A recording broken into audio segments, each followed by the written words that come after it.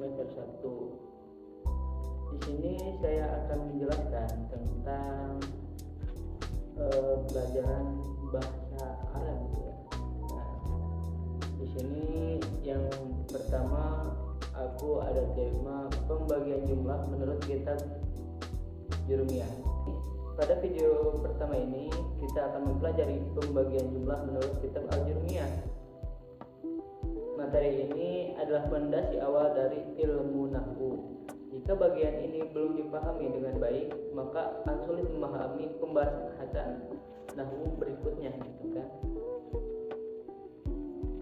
Pengertian kalam. Nah, dalam kitab Jurumiyah, Imam Ibnu Al-Durrum menjelaskan al-kalamu wa lafzun murakkabul mufidul bil wajhi.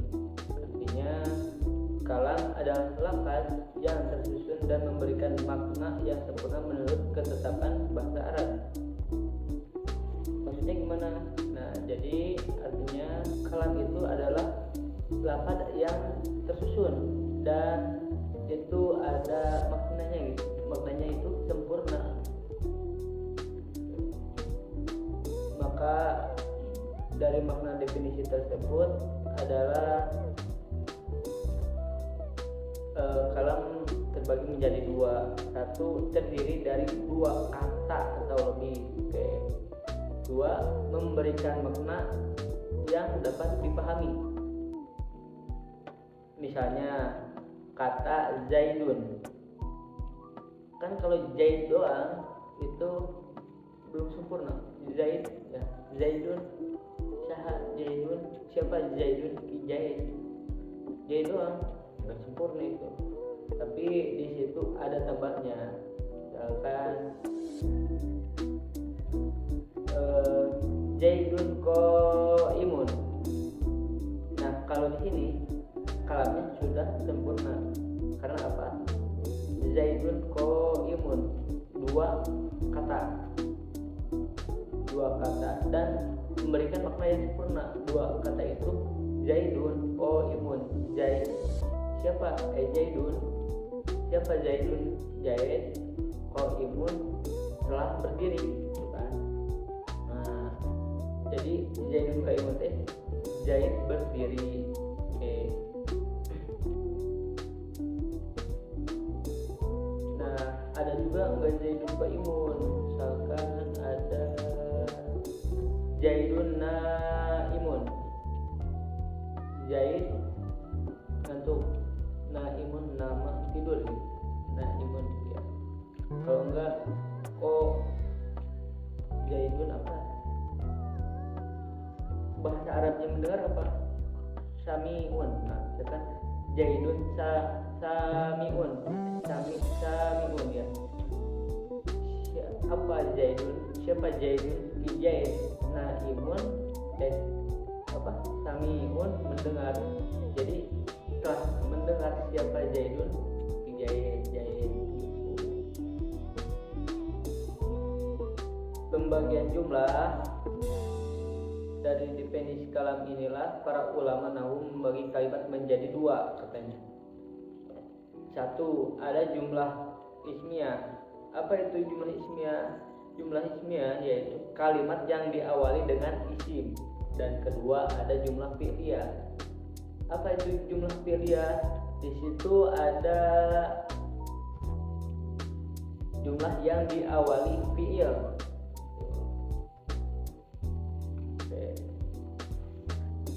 Pembagian ini bukan dilihat dari arti, tapi dari kata pertama dalam kalimat.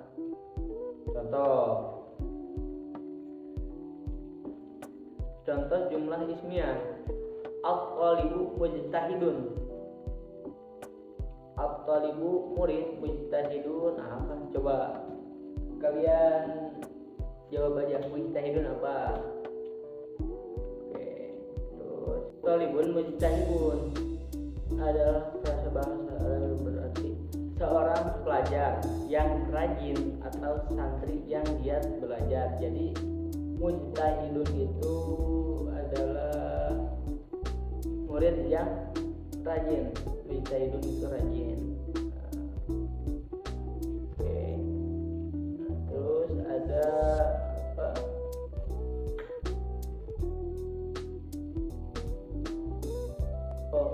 at-thalibu mujtahidun. At-thalibu itu sebagai mubtada, mujtahidun sebagai khobar.